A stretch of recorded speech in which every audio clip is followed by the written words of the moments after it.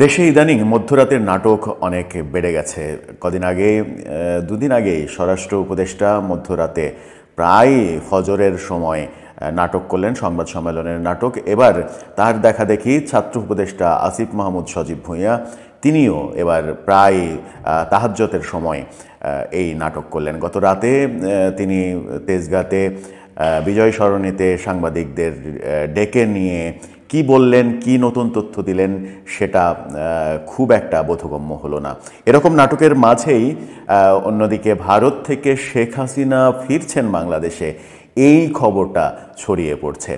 কি হচ্ছে আদতে সব মিলিয়ে, বিশেষ করে সেনাপ্রধানের বক্তব্যের পরে কি ঘটতে যাচ্ছে সেই আলোচনাই করব এই ভিডিওতে। থাকবেন এই মূল ভিডিওতে। বলছিলাম দেশে মধ্যরাতের নাটক বেড়ে গেছে। গতকাল আসিফ মাহমুদ সজীব ভূঁইয়া রাত 1টার পরে বিজয় সরণিতে ডেকে নিয়ে সাংবাদিকদের জানান দিলেন যে তিনি রাত জেগে বিভিন্ন জায়গায় টহল দিচ্ছেন, নিরাপত্তা ব্যবস্থা দেখছেন।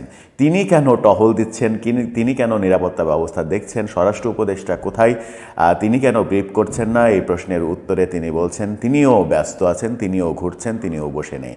ঘুরছেন ঠিকই, কিন্তু ঘোরার পরে কি হচ্ছে?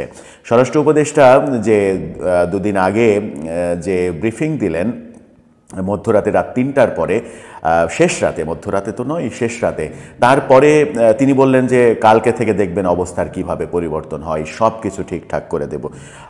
তারপরে কি অবস্থা ঠিকঠাক হয়েছে? তারপরে দেশে অন্তত সংবাদ মাধ্যমেই খবর এসেছে অন্তত 12 থেকে 15টি বিভিন্ন ঘটনা। টাঙ্গাইলে স্কুল ছাত্রদের পিকনিক বাসে, 4টি বাসে একসাথে ডাকাতির ঘটনা ঘটেছে এবং ছাত্রদের কাছ থেকে সব কিছু কেড়ে নেওয়া হয়েছে। গাজীপুরে কেরানীগঞ্জে মা তার কন্যা সন্তানকে নিয়ে কোচিংয়ে গিয়েছিলেন, তাকে খুন হতে হয়েছে। এরকম দৃশ্য আমরা কিন্তু তারপরে দেখেছি। অন্তত 10-12টা ঘটনা, এরকম চাঞ্চল্যকর ঘটনা ঘটতে দেখেছি। তার মানে হচ্ছে যে দেশ শান্ত হয়নি, দেশের বিভিন্ন জায়গায় বিভিন্ন ঘটনা ঘটছে। রাজধানী ঢাকাতে শুধুমাত্র উপদেষ্টারা শোডাউন দিচ্ছেন আর সংবাদ সম্মেলন করছেন, সাংবাদিকদের ঘুম ভাঙিয়ে ডেকে নিয়ে এসে নিজের ইচ্ছা মতো বয়ান দিচ্ছেন। এদিকে পুলিশের ডিএমপি কমিশনার তিনি বলেছেন অপরাধ আগেও হয়েছে, অপরাধ বিভিন্ন সময় হতেই পারে, এরকম নানা রকমের গাণিতিক সংজ্ঞা তিনি দেওয়ার চেষ্টা করেছেন। আসিফ মাহমুদ সজীব ভূঁইয়া বলেছেন যে গত 6 মাসে বড় অপরাধ কমেছে, এখন নাকি বড় অপরাধ হয় না, এখন ছিনতাইয়ের মতো ছোট অপরাধ হয়।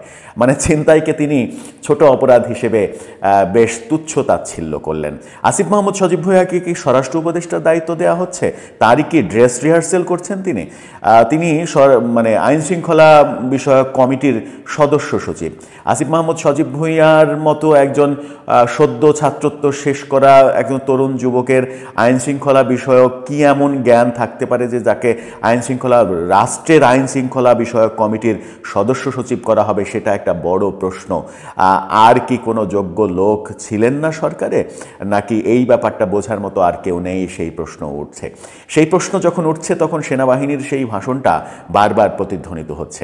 বিশেষ করে গত রাতে আসিফ মাহমুদ সজীব ভূঁইয়া যেটা করলেন সেটা সেনাবাহিনী প্রধানের বক্তব্যের পরের অ্যাকশান, মানে রিয়াকশান, এমনটাও অনেকে মনে করছেন সেনাপ্রধান একটা ধাক্কা দিলেন, তারপরে সরকার একটু নড়ে চড়ে বসে একটু শোডাউন দিতে হয় তাই শোডাউন দিলেন, কিন্তু কাজের কাজ আদৌ কিছু হচ্ছে না।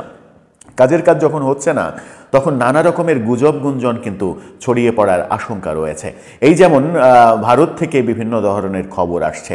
ভারতীয় একজন সাংবাদিক বলছেন যে শেখ হাসিনা ফিরছেন। শেখ হাসিনা, ভারতের নিরাপত্তা উপদেষ্টা অজিত দোভাল এবং বাংলাদেশের সর্বোচ্চ পর্যায়ের একজন ব্যক্তির সঙ্গে গতকাল রাতে নাকি ভিডিও কনফারেন্সে কথা হয়েছে এবং ভিডিও কনফারেন্সে কথা হওয়ার পরে সিদ্ধান্ত হয়েছে শেখ হাসিনা 26শে মার্চের আগে কোনো একটা সময়, 22 থেকে 25 মার্চের মধ্যে কোনো একদিন শেখ হাসিনা দেশে ফিরবেন। তার আগে নাকি দেশে ফেরার মতো সমস্ত কিছু রেডি করা হবে। এই যে খবরগুলো ছড়িয়ে পড়ছে কিংবা ছড়িয়ে ফেলা হচ্ছে, তার মূল কারণ দেশে অস্থিতিশীল পরিবেশ বিরাজ করছে। শেখ হাসিনা বিষয়ে যে খবরটা ভারত থেকে ছড়িয়ে পড়ছে এবং আওয়ামী লীগ অনুসারী যারা তারা সেই খবরগুলো লুফে নিচ্ছেন, এক ধরনের সেই খবরগুলো খাওয়ানো হচ্ছে। সত্য মিথ্যা জানি না, যদি সত্য হয় তাহলে কি অবস্থা হবে সেটা খুব সহজেই অনুমান করা যায়, আর যদি মিথ্যা হয় তাহলে তো গুজব গুঞ্জন সেভাবেই অনুমান করা হবে। কিন্তু যদি গুজব গুঞ্জন হয়, সেই গুজব গুঞ্জনগুলো ছড়িয়ে পড়ার প্ল্যাটফর্মকে আমরা তৈরি করে দিচ্ছি না বর্তমান দেশের অবস্থার পরিপ্রেক্ষিতে? হ্যাঁ, তৈরি করে দিচ্ছি। এরকম গুজব, যদি এটা গুজব হয় তাহলে এরকমটা আরও অনেক ছড়িয়ে পড়ার আশঙ্কাও রয়েছে।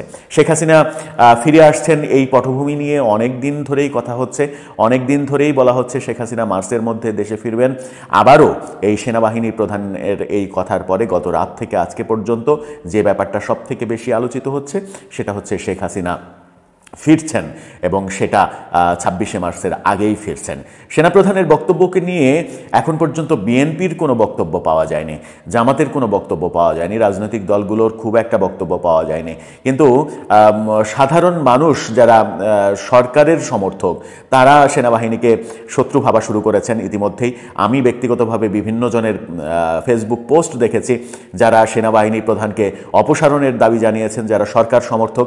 আবার যারা আওয়ামী লীগ সমর্থক তারাও সেনাবাহিনীর প্রধানকে খুব একটা যে পজিটিভ ভাবছেন সেটাও বলা যাবে না। তারা অজুহাত সামনে নিয়ে আসছেন যে সেনাপ্রধান এতদিন কোথায় ছিলেন, এত পরে কেন এরকম বোল্ডলি কথা বলতে হলো তাকে। এর আগে যখন 32 নম্বরের বাড়ি বুলডোজার দিয়ে গুড়িয়ে দেওয়া হলো, সেখানে সেনা সদস্যরা গেলেন, সেনা সদস্যদের ভুয়া ভুয়া ধ্বনি দেওয়া হলো, ভুয়া ভুয়া ধুয়োতে তাদেরকে সেখান থেকে সরে যেতে বাধ্য করা হলো, তখন সেনাপ্রধান কেন চুপ ছিলেন? আজকে সেনাপ্রধান এই কথা বলছেন, তার আগেই তো তার এরকম অবস্থান নেয়ার কথা ছিল। সব মিলিয়ে অবস্থা যে খুব একটা স্বাভাবিক।